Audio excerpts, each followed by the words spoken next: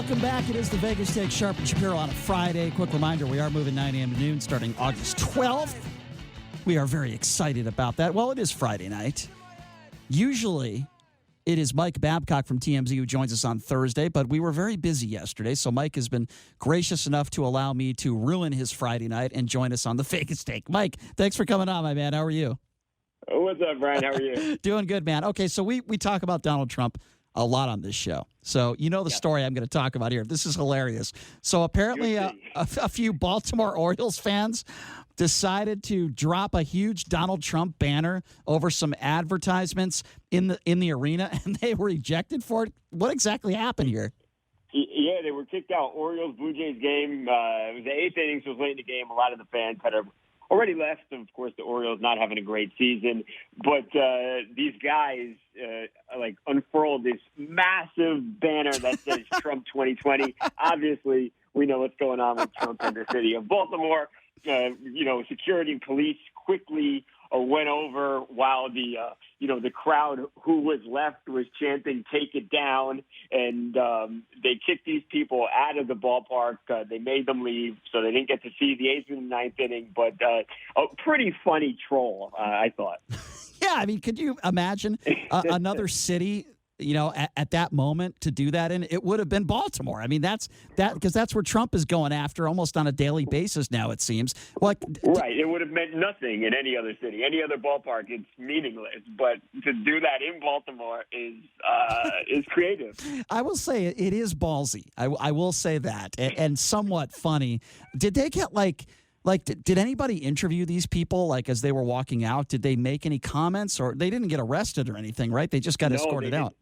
Right, just escorted out. As far as I've seen, they haven't spoken to anybody. I'd love to talk to them and just, find out how they came up with this idea and why they did this. But it was a huge banner too, so it's funny how they were able to sneak this thing into the stadium with the way security is these days. But no, as far as I know, these guys have not talked yet. I wonder how that would have gone over if it was a sign that said Joe Biden elect 2020, or if it was a sign that said Kamala Harris, or any type of Democrat that's running for president. Do you think, Mike, that they would have been kicked out? That's a great question, because it by the letter of the law here, it doesn't the violation is not that they want Trump to win the election in 2020. It's that you're not allowed to have these big banners in the stadium. So if it said Joe Biden 2020, you're right. That would technically be breaking the rules also. But I have a feeling they probably wouldn't have raced over to these guys and threw them out of the stadium as quick as they did. I kind of have that same feeling, Mike. I don't think it would have happened the way it did.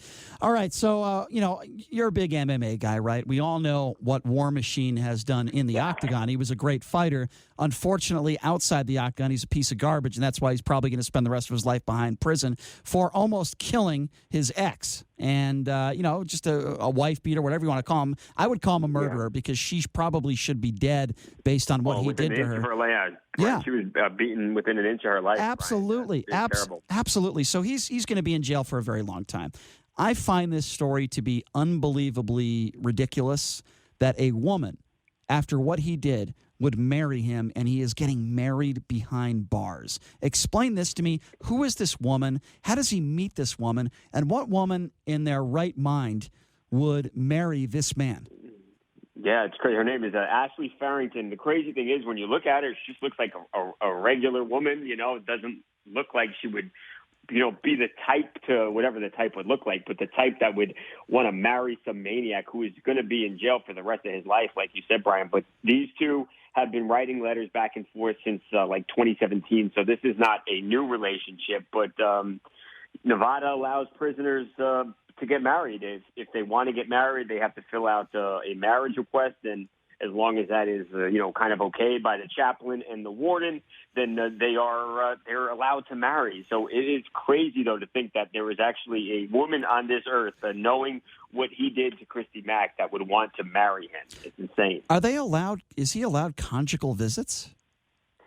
There's visits. It depends on, kind of what the crime is. From what I've been told, with a War Machine, his case, he's not allowed to have conjugal visits, though. So fair to say that he's never had any intimate relations with this woman. Well, I guess they'll be just like any other married couple. I guess you could make that argument. Right. I guess that's in jail, out of jail. Yeah. Thing, right? Wow, that is unbelievable. I hope you guys get a chance to interview this woman and find out why she would. I mean, you never know. Look, we have O.J. Simpson here in Las Vegas. I'm sure there's women that would be willing to go on a date with O.J. Simpson. So you never know. So I guess nothing. Yeah, there's an appeal for some reason. It's weird. There's an appeal for some of these women to these guys. Yeah, Scott Peterson. Infamous. Scott Scott Peterson, who killed his wife and unborn child, he gets love letters all the time. So there's a bunch of sickos out there. Right. I'll never understand it. He's eligible for parole when he's like 70, 71 years old. So we'll see. So explain. Let's talk a little basketball here for a second, Mike. And if you're just joining us, Mike Babcock from TMZ Sports. You know, Carmelo Anthony recently did an interview. You guys covered this story. He says that he's in the gym every day, which, by the way, I do not believe. And he says he can still play in the NBA. First of all, do you believe him when he says he's working out in the gym every day, number one, because he's looking a little chubby these days? And number two, do you think he'll ever see another day with an NBA contract? Carmelo's never been that ripped type of, muscle-bound dude. He was a little bit soft, but, I don't know if he's in the gym every day, but I do believe he's working out. I know some people that have been there for some pickup basketball games that he's played in. I think he probably will play, but I'm really close to 50-50. It's strange to me. It's clearly not only about talent because, like he made the point this morning, if you were to look at, all 30 teams and times 15 guys, you can't tell me that he's not, one of the best 450 basketball players, if my math is correct there, in this country. For some reason, I think teams feel like he might. Well, he's a liability. Vote a little bit. Yeah. Right. He doesn't. Even though he says that, hey, I'm willing to come off the bench. I've done everything besides win. I want to win. I think there is some trepidation there. There is a little doubt that he actually means that, and that he will be okay not being the focal point of an offense. Yeah, no question. All right, I want to get to one more subject with you, Mike, and then we'll let you go. Let you enjoy your Friday night. Let's talk Ed Reed here for a second, okay? We all know he is an absolute Baltimore Ravens legend. So he's at the Hall of Fame game there and set to be enshrined in Canton this weekend, and he's wearing this shirt, and I guess you could call it a controversial shirt. I don't know, but he's trying to raise awareness for police violence victims, and I totally get that. I understand that. But here's my take, Mike. A few people in this picture were proven to not be victims of police brutality. In fact, they were the ones who committed the crime first. And I look at the kid, who went after. I'm trying to remember where in not Charlottesville. I'm trying to remember. It's the kid in the middle picture. I'm trying to remember. Where I know who you're talking about. That was the cop who fired something 10 or 11 shots. Oh, yeah. What's his name? Is it Alton Sterling? Brown? Mike Brown. I'm sorry, it's Mike Brown. I apologize. Yeah, I think it is Mike Brown. No, point well taken. I get that, Brian. There's, what is it? There's nine, people on this shirt, and people don't know the story. The Hall of Fame game is going on, and they give you this nice looking polo, which Ed Reed took off, and he instead wore this shirt with, some people, like you said, Mike Brown, Eric Gardner, Trayvon Martin, Alton Sterling, Samir Rice, a bunch of people who have, been involved in, incidences where there was some violence involving police. Understood. Point well taken. I also think that, not delving into each case, I think that Ed Reed's point and his message was delivered here. I think his heart's in the right place. And I think that happened. No doubt. Absolutely. No doubt. I think his heart's in the right place. But certainly it is a shirt that is up for debate and discussion. That's for sure. We all could sympathize with all the families of those young men. No question. Absolutely. Mr. Babcock, please enjoy your weekend, my friend. Thank you so much for joining us late. Good start to my Friday night. I appreciate it. I appreciate that. Your check is in the mail, my friend. Thank you very much. Mr. Babcock, we will catch you next week. Have a fantastic weekend. Thanks, Brian. You too. All right. Thank you. There you go. Mike Babcock from TMZ Sports. Listen, I want to talk a little bit more about police brutality and this shirt that this legend, Baltimore Ravens legend, Ed Reed is wearing. And you can go on TMZ to see this shirt. Listen, I think unless you're a complete and utter racist, you can sympathize with Eric Gardner, his family. Same thing with Trayvon Martin. Alton Sterling, there's some gray territory there. But I am not going to sit here and sympathize. Listen, I feel bad for Mike Brown's family. We can all sympathize. You know who else we should feel bad about? How about that police officer who had to shoot and kill him? Mike Brown went after that police officer. The evidence was overwhelming. I am not going to sit here and defend Mike Brown because I think when you wear a shirt like that and Mike Brown's picture is on that shirt, you lose a little bit of credibility. Well, you're trying to say, listen, I understand what Ed Reed is trying to do. I believe his heart is in the right place. I get it. But be consistent with it, okay? Let's call it for what it is. Mike Brown got himself killed. Mike Brown just had robbed a convenience store. And after Mike Brown robbed a convenience store, and that's what he did, by the way, it was a strong-arm robbery, make no mistake about it. He leaves that convenience store, and then he attempts to assault a police officer. The evidence was overwhelming. That's exactly what happened. You know, it's kind of like, and I hate to get Colin Kaepernick back in this discussion. You know, Colin Kaepernick decided to take a knee during the national anthem, and it went worldwide, right? Whether you agree with it or disagree with it, he was taking a stand. And listen, I am not a Colin Kaepernick guy. I question his motives. I really do, for a lot of different reasons. But you know what really hurt Colin Kaepernick? I'll tell you what hurt him.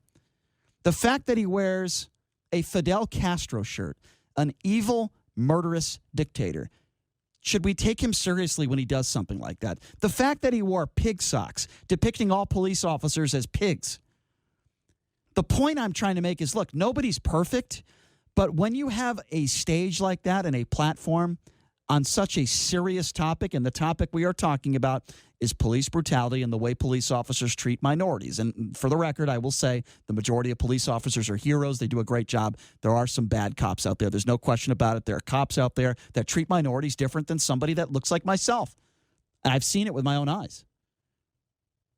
But when you are going to take a stand on an issue, and you have a platform to do that, you need to be very, very careful. And yes, I understand Colin Kaepernick has raised a lot of money, you know, for charity to help underprivileged communities, so on and so forth. I would also make the argument, how many police officers has he spoke to? How many law enforcement officials has he spoke to? Has he ever gone to Washington? The answer is no, and the answer is zero. He hasn't. But the reason why I bring this up is, you know, Baltimore Ravens legend Ed Reed. He's wearing this shirt, and again, I understand the message that he is trying to put out there. I respect him for that. I believe his heart's in the right place. He's trying to do the right thing. And you know, listen, we've been talking about Eric Garner this week.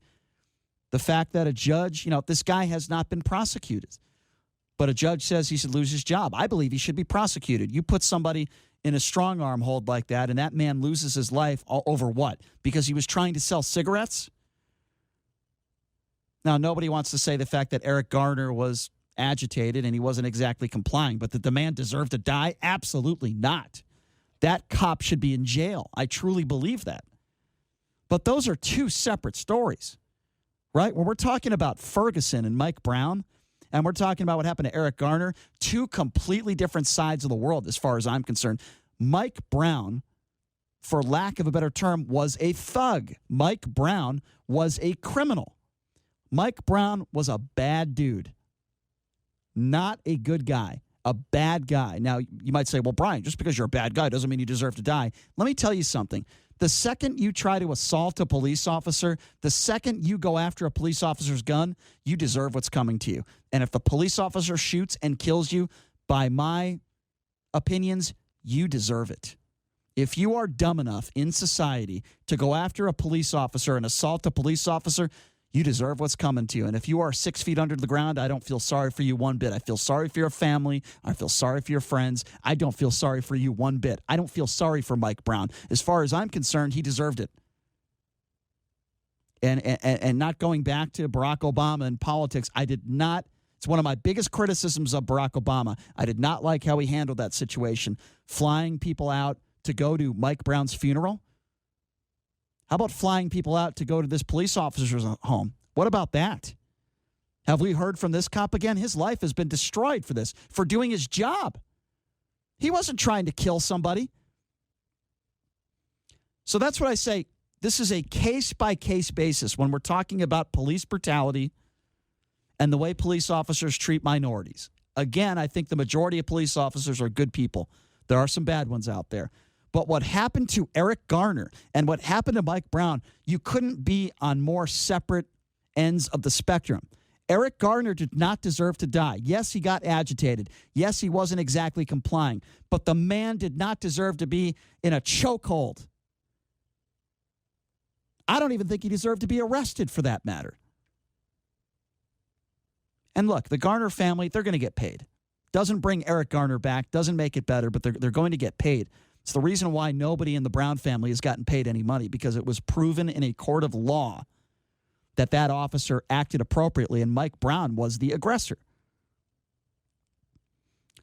When you are a celebrity, when you are a professional athlete, and when you have a platform and you're trying to get that message across, you have to be very careful with the way you do it. And when I see somebody wearing a shirt with a picture of Mike Brown, you lose credibility, regardless of where your heart is at, regardless of the message. And I truly believe that Ed Reed made a mistake. I truly believe that. And there's another picture on his shirt, Alton Sterling. Do you remember this case? Alton Sterling did not comply. Alton Sterling had a gun on him. He did not get on the ground when police told him repeatedly. There's a video of this. They told him repeatedly, get on the ground, get on the ground. He didn't comply. And he had a gun on him. Somebody called 911 saying that he was furbishing the gun. When police think you have a gun on you, and in this case he did have a gun on him, and when you don't comply with police officers, what do you think is going to happen? If I'm a police officer and I see someone with a gun on them and I tell them to put their hands up and they're not complying with me, I'm not going to take any chances. If Alton Sterling got on the ground, he'd still be alive today. If Mike Brown didn't go after that police officer in Ferguson, he would still be alive today. He'd probably be in jail because he's a felon, but he would still probably be alive today. And then there are situations like Freddie Gray and Eric Garner, Tamir Rice. Yes, there are plenty of situations out there where police were absolutely wrong and in some case committed a crime, maybe even a murder. And I want to talk about those situations. I want to make sure those police officers are put behind bars. I want to make sure those cops are never on the streets again. But the cop who killed Mike Brown, in self-defense for that matter, he can't be a police officer anymore. And why? Why? When people try to form an opinion and when they want to send a message, they have to be careful in doing so. You lose credibility when you're Colin Kaepernick and you wear pig socks. You lose credibility when you wear a shirt and the face of that shirt is Mike Brown and you're talking about police brutality. Mike Brown, all the evidence showed that he attacked that officer in Ferguson. If you don't like the truth, that's your fault, not mine. That is the truth. But in instances in the Eric Garner situation, when police do wrong, and boy, did that police officer do wrong, Eric Garner should still be alive today, officers need to be charged. It's just as important. While it's just as important for the public to not rush to judgment, it's also as important when something like that happens, the officer or officers need to be held accountable. What I'm trying to say is it goes both ways. It absolutely, positively, 100% goes both ways. I'm just telling you myself, my own opinion. When I saw this shirt that Ed Reed is wearing, and I saw Mike Brown, picture of Mike Brown on this shirt, I moved to another article. I stopped looking at it. I stopped reading the article. And I said to myself, I think Ed Reed's heart's in the right place. But Do a little bit of homework. Mike Brown is not Garner. Mike Brown is not Freddie Gray. Mike Brown is not Trayvon Martin. Mike Brown is a criminal who went after a police officer and, in my opinion, got what was coming to him. I am not going to sympathize, and I am not going to listen to what you have to say if you are defending Mike Brown. It's very simple. I am not going to sit down and listen to Colin Kaepernick when he wears pig socks depicting all police officers as pigs and wears a Fidel Castro shirt, a man that has killed millions of his own people. I'm not going to listen to you, Colin Kaepernick. I'll listen to others. I'll listen to many players in the NFL that are great people, that have traveled to Washington, that have talked to politicians, that have done a hell of a lot more than Colin Kaepernick has done in this issue, and Colin Kaepernick is the one that has profited off it. Colin Kaepernick is now making more money off the field than on the field. And I hope I'm not talking about Megan Rapinoe like that 2 years from now. I really hope that I'm not, but time will tell when it comes to Megan Rapinoe. Time will tell. And for you people out there like Al Sharpton and Jesse Jackson, every single time a white police officer kills an African-American, why don't you, instead of rushing to judgment, do your homework first before you speak out on it? And I will say the same thing when it comes to Barack Obama. He made a mistake, particularly when it came to the Ferguson issue. He made a very, very big mistake, and it is one of my biggest criticisms of his 8 years in office. But this might come to a shock to many of you. I do have more criticisms when it comes to Donald Trump and his administration. All right, guys. So on Monday, we will be back at it. We will have Chris Wynn in studio. It is our last week next week, 6 to 8 p.m. We are switching 9 a.m. to noon starting August 12th. If you missed anything, check us out on Twitter at The Vegas Take. My thanks to Amy Vanderpool and Mike Babcock from TMZ Sports. The legend himself. He's got some pretty good picks for you, too. Ken Thompson coming up. He's made me some money. He's got some money in my wallet because of him. Ken Thompson coming up next, everybody. Have a great weekend.